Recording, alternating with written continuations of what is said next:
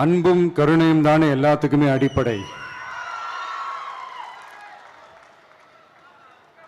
இது ரெண்டுமே இருக்கிற மனசு தானே தாய் மனசு.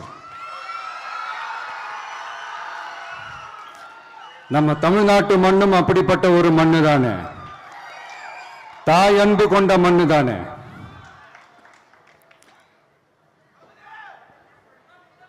ஒரு தாய்க்கு எல்லா பிள்ளைகளும் ஒண்ணு தானே.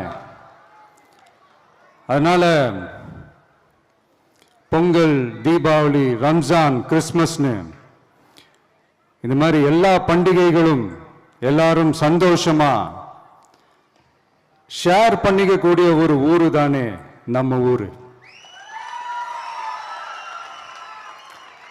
இங்க வாழ்க்கை முறையும் வழிபாட்டு முறையும் வேறு வேறுனாலும் நாம் எல்லாருமே சகோதரர்கள் தானே.